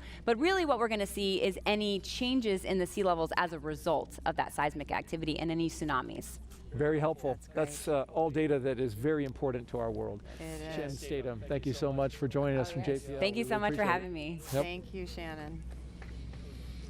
All right, all of these highly accurate Earth observing instruments were installed onto one satellite that will orbit our Earth for about 5 years. NASA's Blair Allen asked Sentinel-6 project manager Parag Vazay to show us how they did it. Joining us now is Parag Vazay. He's the NASA project manager for Sentinel-6, and he's going to talk about a few particulars on the spacecraft. But Parag, before you do, I was wondering if you wouldn't mind talking a little bit about the science behind this, altimetry. Yeah, altimetry is a science. It's basically using microwave instruments, using them from space so that we can cover the vast oceans that we have across the whole world. And the whole objective with altimetry and ocean altimetry is to be able to measure those oceans across the world, measure them very precisely. And doing that with a satellite from space allows us to do it completely and most accurately that we can all across the whole world. So let's look at the instruments. Can you tell me about the primary instrument for Sentinel-6? Yeah, the primary instrument is the Poseidon radar altimeter. It's built on a simple concept, which is like any other radar, where basically we are producing a radio signal from the instrument. It's being transmitted down to the Earth from space, and we're waiting to actually get the reflected signal off the ocean surface back up to the antenna and receiving that signal. We want to understand how long it took for that signal to get it back here. And then with that, we're able to understand what and measure what the height of the ocean is. And there's another important instrument on board, the AMRC. Can you talk about that and its purpose? Yes, you're right. this is the Advanced Microwave Radiometer, a very important instrument for doing this measurement, because the Poseidon altimeter measures the height, but it really matters how well that is measured as that signal passes through the atmosphere. And we need the microwave radiometer to be able to measure differences in that signal as it passes through the atmosphere. This instrument provides us that correction so that together we're able to make a very precise height measurement of the ocean surface. What are some other important features or instruments that are flying on Sentinel-6? Yeah, we're lucky because on Sentinel-6 we do have an additional instrument which is called the radio occultation receiver that's right here with the antennas that you see here. It's a totally different concept, but similar in some sense, where we're actually trying to measure how radio signals bend through the Earth's atmosphere that we get actually from other satellites. So we use signals from the GPS constellation, which is transmitting a signal, and these antennas will receive it through the atmosphere, help us understand what the atmosphere is like in terms of temperature and humidity. Well, we're very excited about the spacecraft and obviously the data we're going to get with Sentinel-6. Thanks so much, Parag, for being on the show. Thanks, Blair. As we have mentioned, Sentinel-6 is a true international collaboration among several agencies around the world. It was built upon a legacy of Earth observation missions. Let's break down how this partnership came together. The Sentinel-6 Michael Freilich satellite is the culmination of decades of international research and development of satellite altimetry designed to measure sea surface height. In the early 90s, NASA and the French Space Agency launched Topex Poseidon, the first in a series of next-generation altimetry missions that includes the Jason satellites. Meanwhile, the European Space Agency created their own successful Earth observation program called Copernicus, which includes the Sentinel series. In an effort to maximize the technology and resources on both sides of the pond, NASA, NOAA, ESA, EUMETSAT, and the European Commission all joined forces to create this satellite, Sentinel-6 Michael Freilich. The name itself is emblematic of a mission greater than the sum of all its parts. The first part of the name, Sentinel-6, is derived from ESA's series of Sentinel satellites, and the Michael Freilich part of the name honors Dr. Michael Freilich, the former director of NASA's Earth Science Division and a tireless advocate for advancing measurements of the ocean in an effort to better understand the planet we all live on. As you just saw, EUMETSAT, or European Organization for the Exploitation of Meteorological Satellites, has been operating the Sentinel series of satellites from the very beginning. Earlier, I spoke with the agency's Director General. Director General, thank you so much for joining us today. It's a pleasure. So, Ilan, EUMETSAT has been involved in these high-precision altimetry missions for a long time. Can you tell us a little bit more about EUMETSAT's role over the years and how that's developed? Yes, we became involved with Jason 2, which was launched in 2006, and then we continued with Jason 3. And this was in cooperation with CNES, NASA, and NOAA, and it's reflected the interest of the operational agency to contribute to these missions. But we had a minor role technically. We were just processing real-time data. And with Sentinel-6, we have a much more important role because we develop most of the ground segment and we will perform flight operations and deliver the data. So when will EUMETSAT take control of the spacecraft and how long will you be operating it? So we will take control of flight operations 3 days after the launch, after what we call the early operations phase, which will be performed by ESA, and we will operate the spacecraft and the system all along its lifetime. Very good. And since oceanography is a field that's dear to your heart, I know, can you explain to us what the difference this new satellite will make in our understanding of our oceans? Yeah.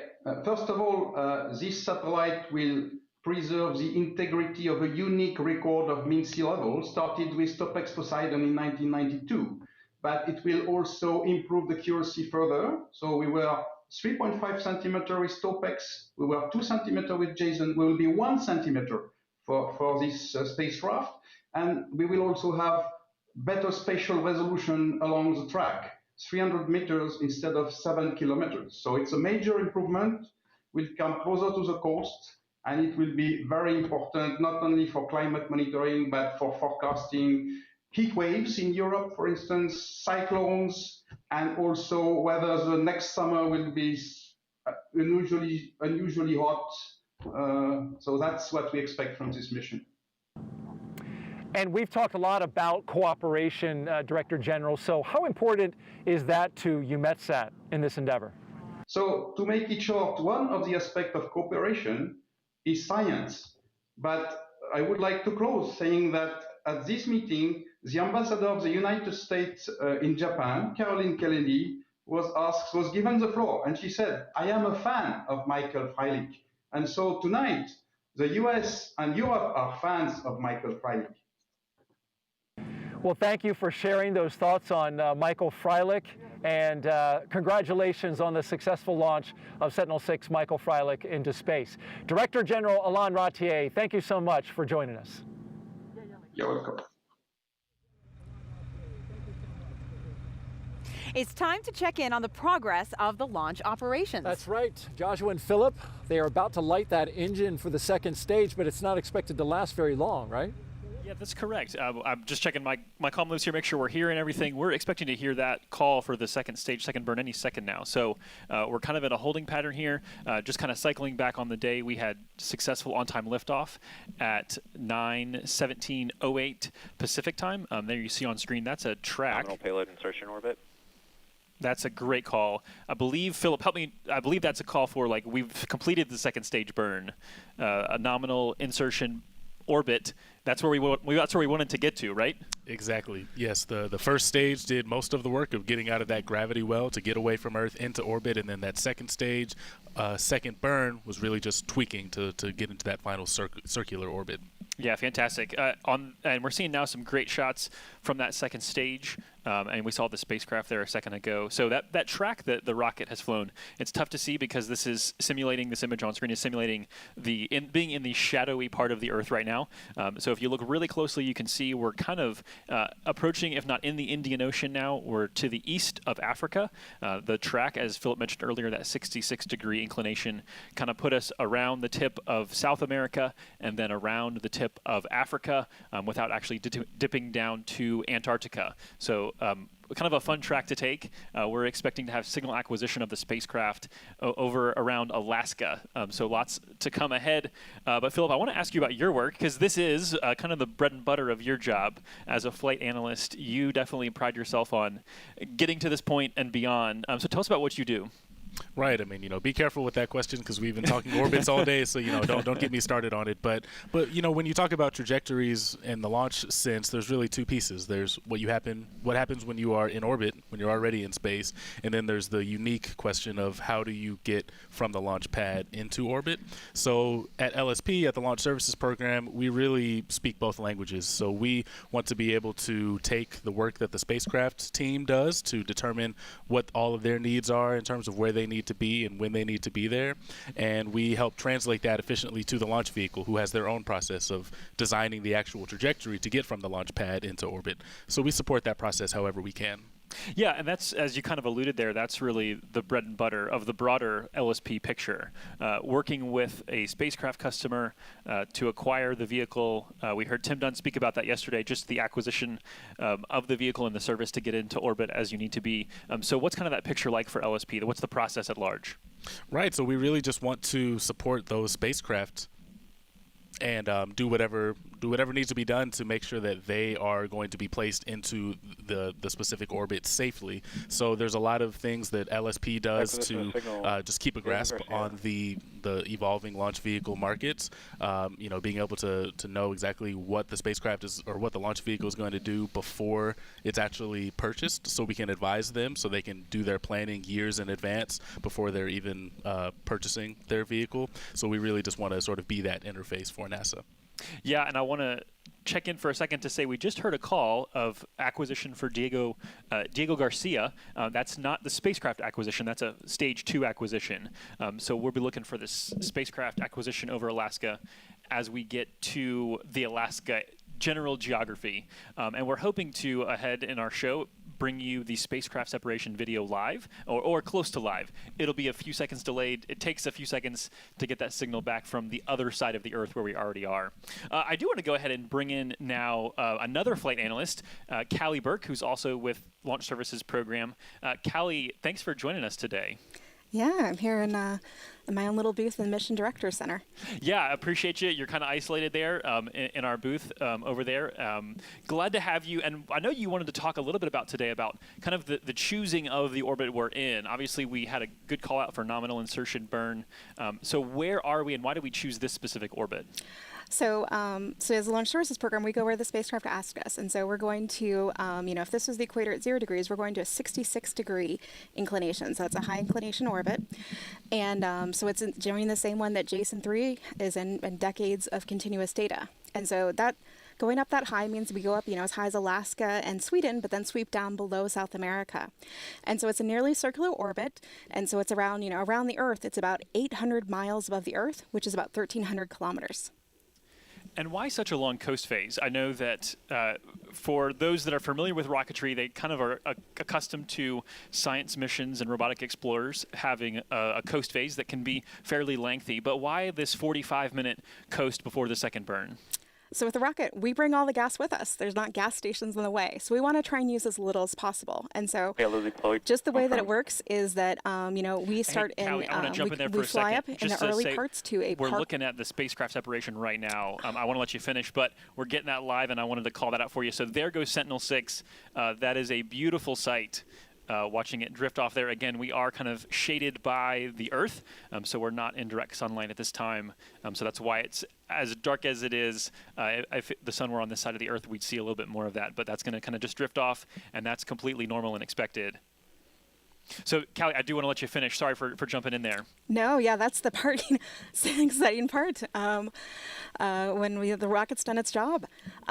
So what we did was we got to a park orbit coast with the boost and the first burn. And so with that, we still had a perigee, so the point we're closest to the Earth, just above 160 miles. And so we're near that. And then we coast and just let physics do its job, where we go out to the furthest part, 800 miles. And then at that point, we just have to do a short burn, just every 10 seconds, a little bit more. And then, we circularize the orbit. So we then are just using a little bit of fuel at that point. So. Awesome. Hey, last question for you really quickly. I wanted to ask about the question of how far would we be behind Jason 3? Because obviously we're trying to be in that exact same orbit like you mentioned, but how far away are we? So what we're doing, so we have our launch time so that we're in the same orbit plane as Jason 3. That's why we had just that 1 second to launch. And then we're going to be just minutes behind. And they're zooming around at 3.5 miles per second. And so if they get, if Sentinel-3 gets as close as just 30 seconds behind Jason 3, that's still 135 miles behind it in the orbit. Yeah, I think I just heard you say 3.5, but I know we talked that numbers that we deal with a lot of numbers, and I wanted to make sure, was it 3.5 or 4.5? It is 4.5. Okay, you are correct. No worries. Again, we deal with lots of numbers. Callie, I appreciate you being here with us. Thanks so much, and appreciate your hard work for LSP and getting our spacecraft customers where they need to be. Yeah, go Sentinel-6 Michael Freilich. Yes, awesome. Thank you so much. Yeah, that speed of 4.5 meters per second. Or miles per second, thank you. It actually means that we're traveling at a speed that would put you from ESA's headquarters in Paris, France, to the launch site at Vandenberg in about 20 minutes. So pretty speedy there. There are still a few milestones ahead. We hope you'll stay with us. We're going to send it back over to Daryl, but just preview for you quickly. Solar array deploy is ahead, and then that signal acquisition we mentioned. Daryl, back to you. All right, thank you, Joshua and Philip, and I want to fly that fast. Yes, woo, get you from point A to point B in a lickety-slip. Now, while we await the deployment, we have a special guest who is responsible for NASA's Physical Oceanography program. She's also NASA's program scientist for this mission. Nadia Vinogradova-Schiffer joins us live now. And Nadia, what a textbook launch. That was so beautiful. Yes, Absolutely incredible, a very rewarding experience for all of us. It's been a turbulent year for the whole planet. We're in midst of a health crisis, political crisis, cultural crisis. So it's nice to see that science perseveres and we continue marching forward. It was very rewarding. Something like this connects us all, doesn't it, Nadia? It just brings us all together and it reminds us what's most important in life. I agree. Well, now, NASA has an extremely diverse portfolio of Earth science missions. What sets Sentinel-6 apart from all the rest of them? Sea level measurements that Sentinel-6 provide is our only ocean surface measurements that we can connect to the physics of the whole water column. So not just what happens at the very surface, but what happens from top to bottom. And that's an incredible and very rich data sets that can tell us a wealth of information, what happens with the oceans and how oceans connect with the rest of the Earth system. Now we have a question coming from social media. So can you take that for us? Absolutely. Oh, very good. Shane on Facebook asks, will there be a way for individuals to see the research data that comes from the satellite? Yes, absolutely. NASA has an open data policy. So when we receive the data from the satellite, NASA science team carefully looks at the data, that everything makes sense, and then makes it available to the public freely and openly. That's excellent. That's great, and that's what's awesome is that it's data that everyone can use, from fishermen to meteorologists to so many different people all across the world. Absolutely, Marina, and that's the foundation of to keep the integrity of science very high, that if you come up with a discovery, anybody in the world can back up and repeat your experiment and confirm your findings or find something that looks different. And Nadia, what does the mission hope to accomplish in the next 10 years with all this data that is going to come in from Sentinel-A and Sentinel-B? Because it's two spacecrafts that'll launch between 5 years of each other. By the time we're done with Sentinel-A, Mike Freilich and B, we would have almost 4 decades of sea level data. That's enough to look at the spread of frequencies of how our Earth climate change is happening and how oceans interact with it. We are sort of on a tipping point. What we see that sea level is not only rising but accelerating. When we were launching Topics Poseidon back in the day, the rise was about 2 millimeters. Now it's about approaching to 5. So we see that the rise of the seas are getting faster. And just to give you, put it in a context, those millimeters, as my teenage son asked me, why do we care about 3 millimeters? I told him, well, Andre, 3 millimeters per year change in sea level means that we're adding about 300 trillion gallons of water every year into the ocean. And if you line up all those gallons, that would be enough to cover distance from Sun to Pluto and back. So that's a lot of water that we're coming into the ocean. Perspective. Yes. Nadia Vinogorodova-Schiffer, thank you so much for joining us. It was great to have this conversation with you here, just with the Pacific Ocean behind us. Thank you, Daryl and Marina. Thank you, Nadia. Very good. Well, time to go back to Kennedy for a very big moment in our launch operations, the unfolding of the satellite solar panels. Joshua? Before we do that, we want to recap the launch, just a quick moment to share with everybody and let them know exactly what happened about 45 minutes ago. It was a beautiful launch here on the coast of Central California. The Sentinel-6 Michael Freilich satellite, which is sitting on top of the rocket, was ready to go. We had clear skies. There was an ignition of the rocket right at 9:17 p.m. Pacific time. I'm sorry, a.m. Pacific time and 12:17 p.m. Eastern time. And there you see the launch of the Sentinel-6 Michael Freilich satellite going up on the Falcon 9 rocket. And it's a beautiful sight, looking down the barrel, both of the booster as well as the skies above. It just climbed and climbed, racing up to the middle of the blue sky and performed beautifully. No problems with launch. The 9 Merlin D engines belting out their 1.7 million pounds of thrust on their way into space. The rocket just performed perfectly. And there you see a shot from up high and the coast of California. Vandenberg here, of course, a launch site that allows for a certain trajectory that allows Earth science to do a lot of missions here. And then we had the landing, which was really neat. For all of the guests who were here, Michael Freilich's family, watching as that booster touched down just perfectly, nailing the landing. It was quite a sight to behold about 8.5 minutes after launch. The first stage booster now available for reuse. So now we want to check in with Joshua Santora and Philip Hargrove for an update on the second stage. Well, that's right. We are now going to be having a very big moment as the unfolding of the satellite solar panels moves in. And Joshua, it is an exciting time. Everything's coming into place. Marina, it really is. Obviously, we work hard to plan for these moments, and we expect that we will succeed, but it's always a relief every time you kind of cross one of those milestones. So we did have the spacecraft separation. We were able to bring you just about live, a few seconds behind reality not too long ago, and now we're waiting on solar array deploy, which in theory should be happening in the next 3.5 minutes. I don't know if we'll have a visual for that.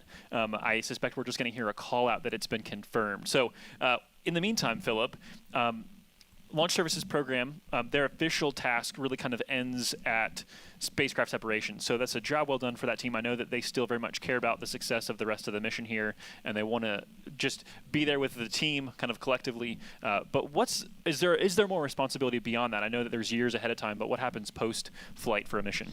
You're right that in the big scheme of things, our job is pretty much done once the spacecraft separates from the launch vehicle, but there is a lot of post-processing data to make sure that everything went the way that it was supposed to go. So, we recall that, once we lit the candle just a little while ago, the rocket did everything by itself. So we have to take the tracking data that we got from some ground stations and from space-based stations. There's a network called TDRS, or the Tracking and Data Relay Satellite System, TDRS, that allows us to have a really good understanding of where exactly the launch vehicle and spacecraft are at all times. So one of the data products that we get from the launch vehicle is called the OPM, or the Orbital Parameters Message, and that gives us a precise measurement of the orbit state right after separation, so we can confirm that the rocket did its job. Sure. And on a personal level, because obviously we know that LSP, like all of these organizations and teams, it's made up of people, of individuals, and obviously you guys individually invest, and as a team invest years of your lives on these missions, just kind of putting in that energy. When it flies, when you see it on its way, it's in orbit, it made it where it's supposed to. What's that like personally for you? Is there just kind of a on to the next thing, or is there some sort of like eternal pride that comes with knowing that your work is in space somewhere? Right. There's definitely a lot of emotions on a day like this. So right now I'm definitely feeling really happy and proud for my coworker who's been working on this mission for a couple of years. He actually sits right next to me in the office. So, I've seen and heard a lot about this mission. Sure. And just in general, when it is one that I work on, you just get a lot of perspective on the fact that, I worked on this for a couple of years, but other people have potentially put their whole career, especially for someone like Michael Freilich, who's been so dedicated, or who was so dedicated to this type of work. So it's really an honor to be a part of that, and then it's exciting to look forward to the future and look forward to getting the science data back and see how the actual spacecraft operates. Awesome. And just kind of spitballing, how many missions do you work at the same time? Because that's one of the other factors, is that no person, I don't think anybody on your team is working one mission exclusively at a time. You're kind of rolling that work. What's that? I know it's a flexible number. What is that like for you guys? Yeah, rolling is a really good way to describe it. I want to make sure that nobody is working two missions that are launching like right around the same time. But so a lot of us will maybe have one mission that's a few years in advance, and then one that just launched. So that's definitely the case for me. I have one that launched this year, and then my next mission launches in a couple of years. Yeah, I think we just got a call for a loss of signal. I believe that's actually for the second stage. That's as we've been hearing those calls for second stage as we travel around the Earth. We're hearing pickups for the new tracking station, ground station, as well as when that loss of signal happens. That's a nominal part of the operation. So no surprises there, nothing unexpected. That's just kind of working rocket science. And tell me about the orbit that we're taking today. I know that we generally end up taking a lot of flights out of Vandenberg for Earth science missions. What's really the cause behind that? Why Vandenberg so much for those? Right, so really connecting to what Callie was talking about earlier, when you want to do Earth science, you don't want to just look at one portion of the Earth. You often want to look at all of it. You want to get a lot of the surface of Earth. You want to be able to cover that. So if you're able to launch into a polar orbit where you're literally hitting every latitude, you're in a really good place. So Vandenberg, obviously on that Central California coast, allows you to launch with one of those southern azimuths. So we often use Vandenberg for polar launches and sun synchronous orbits, which are sort of a unique case of that. Great. Yeah, just a reminder, we are listening in here now. We should be expecting a call out for solar array deploy any moment now. We're just waiting to hear that. Excited for that moment. And as we mentioned, obviously we flew out of Vandenberg today, right on time, 9/17/08 Pacific time. That's 12/17/08 Eastern time, and we are awaiting that solar array deploy. Post-solar array deploy, really that last milestone, there's kind of a larger gap as we travel around the Earth. I don't know if we can pull up that STK, that animation again, to kind of check and see where we're at. I'm not sure what its status is. So this actually is going to demonstrate a little bit about where we are, not exactly the location of the spacecraft. I think that's tracking specifically second stage right now. So we are definitely in a little bit of a holding pattern here, hoping to hear that call out for solar array deploy, which we wouldn't hear that call until it's complete. So we wouldn't necessarily, it could have begun already, and we just are waiting for that call that it's been completed, depending upon the complexity and timeline for that, as well as any kind of communication that's necessary. Right, and it's definitely, important to note that there are a lot of complicated things that need to happen right at this moment. The spacecraft just, got into space, so it has to, it has to fit into that payload fairing. So there's often times where you need to deploy a big boom, deploy your solar arrays. We'll be deploying antennas, so it's able to communicate with the ground. So all those things are going to be happening, in this near-term period. Awesome, very good.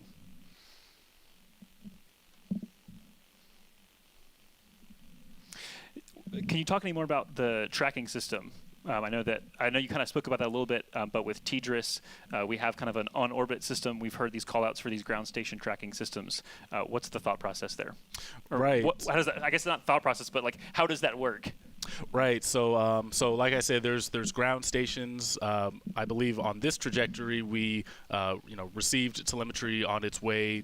There was a station that's in South America, one that's in Southern Africa, and things that are allowing us to really know what's going on, because you don't want to just let it go and then just wait until the very end. You want to be tracking as you go. So we're receiving that data really in real time. And when it comes to TDRS, that is a geosynchronous satellite system. And the idea there is to have satellites that are basically parked above a particular location on Earth at all times. And the way that works is that the orbit period, the time it takes the spacecraft to travel around the Earth, is the exact same amount of time that it takes the Earth to spin around its own axis. So that means that you can park something right above the U.S. or whatever other longitude you want, and when you are launching things from the surface of the Earth, you can know, it's going to pass over TDRS East. They're numbered in a certain way, and you can easily plan out your communications. Very good. Thanks for that, Philip. We're going to actually move along here. We're listening in. Nothing to be alarmed about. As Philip mentioned, there's a lot of things at play here, and it's not uncommon to have these kinds of calls delayed. We may even not hear that officially confirmed until we get back to that Alaska tracking station. So we're going to run back out to Daryl. I know Daryl has some more for us on this mission. All right. Thank you very much, Joshua. And while we await for that solar array deploy, we want to chat with NASA's launch services provider, Omar Baez, a launch manager himself. Thanks for coming out here and joining us.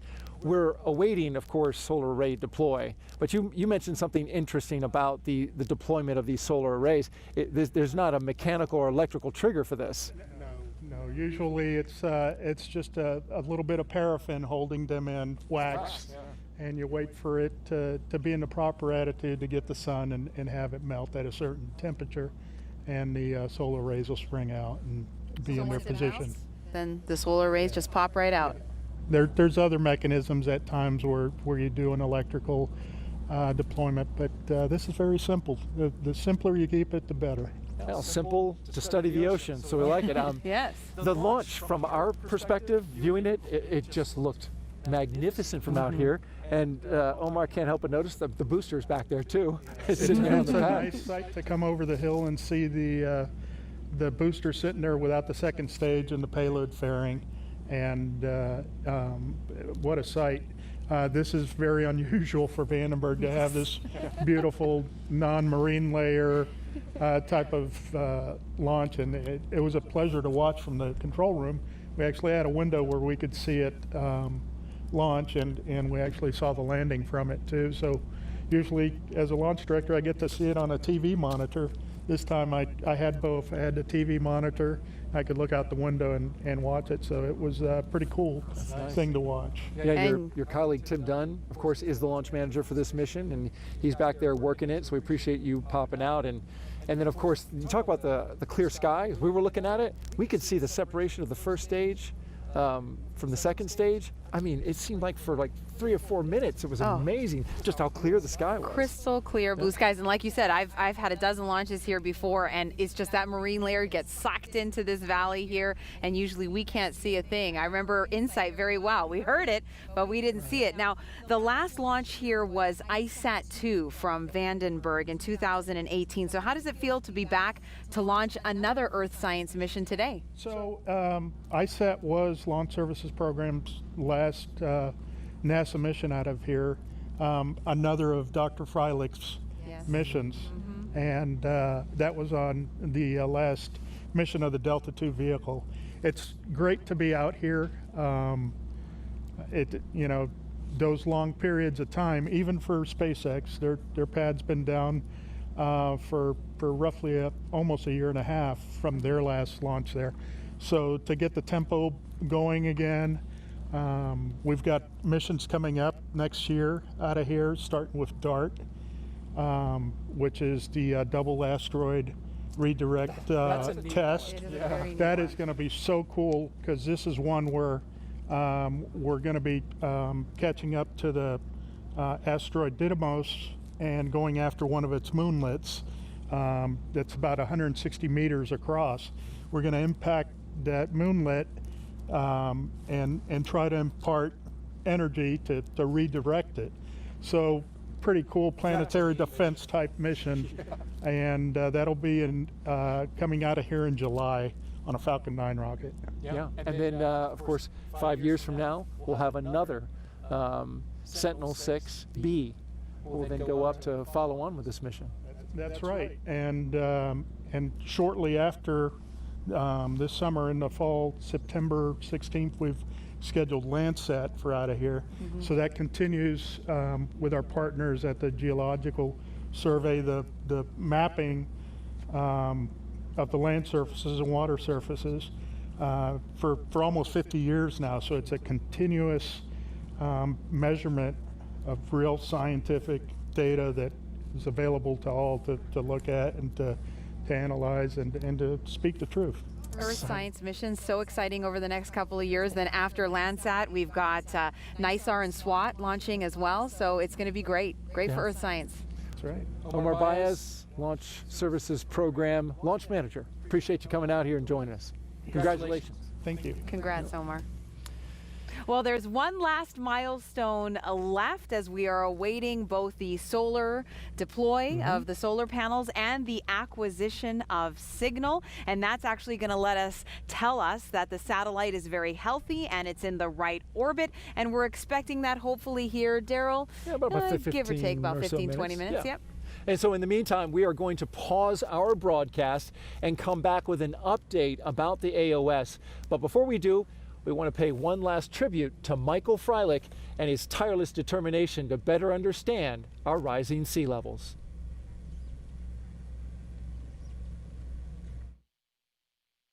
Is likely quite atypical.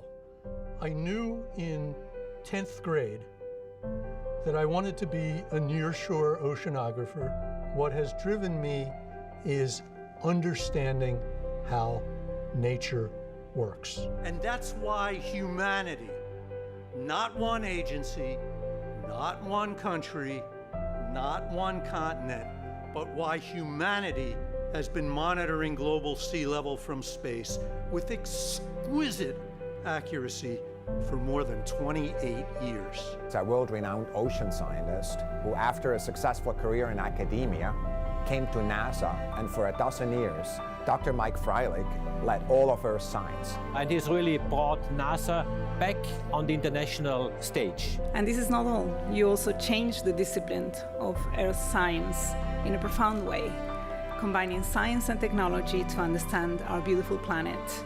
Mike Freilich's legacy is being able to build the coalitions that are necessary for us to get as much understanding of our planet as possible. There is not another person more deserving of this honor than Mike Freilich. I'm very pleased to rename Sentinel-6A in the future to be called Sentinel-6 Michael Freilich.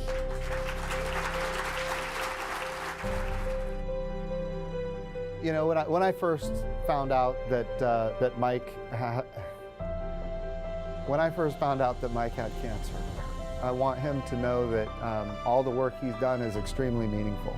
I am much better because of what I learned from him and because I had the opportunity to work with him. Mike is a leader to all of us and a mentor and a person who has really advanced Earth science for the entire world. He was absolutely committed to dispassionately following the science. He had high standards for himself and everyone around him. Earth system science is bigger than any particular agency. It's bigger than any single nation. It's bigger than any single continent. And I surely hope, because humanity requires it, that we make some significant progress in understanding. You did good, Dr. Freilich, for all of us, and for that we're all very grateful.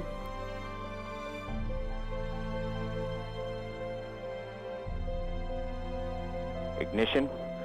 Liftoff of the Falcon 9. Godspeed, Sentinel-6, in memory of Michael Freilich.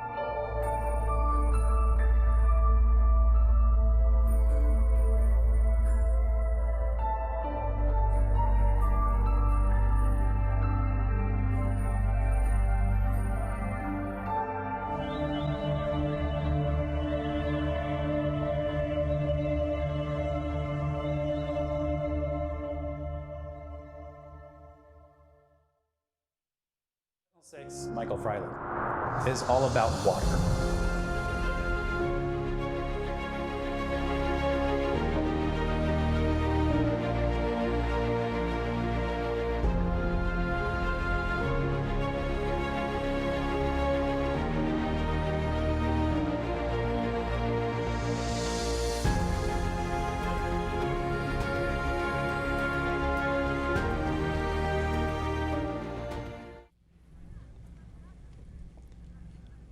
Welcome back to Vandenberg Air Force Base in Central California. My name is Daryl Nail. I'm joined with Marina Jurica from JPL.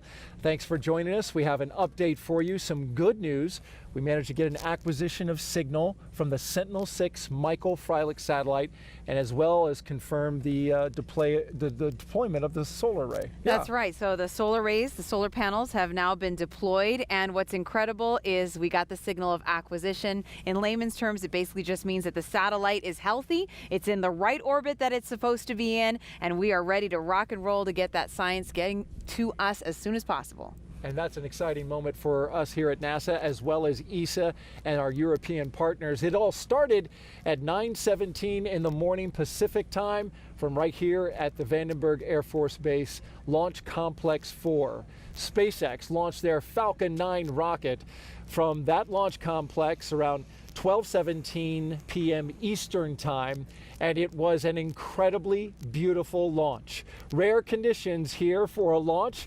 A lot of the folks around here say we had clear skies, beautiful as this rocket lifted the satellite off the launch pad, Marina. Oh, it was incredible. It was crystal clear, and usually we have fog all across this area, a really thick marine layer, but it was crystal clear blue skies, and then we saw the booster land back next to us. That was just unbelievable. We heard that sonic boom. It was so powerful.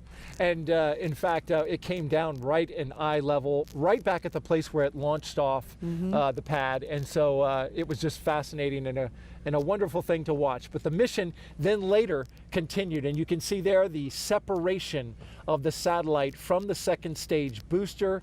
That confirmed. Beautiful video there from an onboard camera on board SpaceX's second stage, watching that Sentinel-6 Michael Freilich satellite go off into space, and Michael Freilich's family here to enjoy it. We want to toss it now back to the Kennedy Space Center, where Joshua Santora and Philip Hargrove are there and documented and heard the acquisition of signal. Gentlemen. Yeah, thanks, Daryl. Obviously, all smiles here. That's what we want to hear. We got a great set of calls there, and we heard a number of times calls come out repeatedly saying, hey, we can confirm we definitely got the solar array deploy, which was something I know that we had left you last time not sure of, so glad that happened. Right, and it was really great to hear the excitement from the spacecraft team over the nets, so they're happy that they can talk to their satellite, and yeah, Sentinel-6 Michael Freilich is on its way. Yeah, it's funny, typically during a launch countdown and even post liftoff, it's very quiet in control rooms. It's very focused. You want to make sure everybody can hear what they need to hear, but we heard calls coming in and just people just explosively cheering in the background. So excited for those teams. Huge congratulations to all the teams involved today. Obviously, ESA, JPL, LSP, the Space Force, and SpaceX. So, Philip, it has been a pleasure to have you alongside me. Appreciate your insight and expertise on the topic of rocketry. Thank you so much. This was an awesome experience, so I'm glad I got to share it with you. Fantastic. And from here at the Kennedy Space Center, doing commentary, there's a lot of missions between now and then, but we hope you'll be back in about 5 years when we get to see the sister of Sentinel-6 Michael Freilich fly, Sentinel-6 B, the twin sister that will fly in 5 years to continue that service of ocean observation. That's going to do it for us. Daryl, Marina, back to you. All right, Joshua and Philip, great job, guys. We appreciate it. And like you said, in 5 years, we'll have that second satellite. That really helps to that continuity of data. Right? That's right, the consistency and the continuity, adding that full 10-year block. And that's what makes it unusual to other Earth science missions, is that the satellite is already built and it's stored and it's ready to rock. And in 5 years, we'll get that one up and it'll be 10 years, a full decade of this critical information, because we know sea level rise is happening. We know it's accelerating. And this is just going to give us another 10 years, which will be 40 years of consistency and continuity in this data. And what what a place to watch all of this, right? We had beautiful weather. We're here on the central coast of California. Many thanks to the 30th Space Wing for helping us out and making this possible. They really did a great job. It was so beautiful. I've been here so many times. This whole valley is usually covered in fog. We were here just a couple of days ago and everything was foggy because we get this marine layer that just pushes right into the valley. But today, everyone was in place. The weather was in place for us, the rocket was in place, the booster was in place, and now the science is in place. That's wonderful. And how'd you like that landing? Oh, that was incredible. I've only seen it one other time, and that was the double landing, which was pretty amazing. But this was just as amazing in my home state, in my hometown, with my family watching, and most importantly, Michael Freilich's family watching. What a moving moment when we got to speak to his children. He was an incredible, incredible advocate for Earth science missions, and especially for altimetry data and sea level rise, and it was so heartwarming to see them here. Yeah. It was just wonderful. There's another star in the sky. Yes. It's got Michael Freilich's name on it. You've got it, Daryl. All right. Well, we thank you for joining us. That's our coverage of Sentinel-6 Michael Freilich, the launch of that satellite on a Falcon 9 rocket by SpaceX. We appreciate you being here. For everyone here at NASA, thank you for watching, and remember to keep looking up.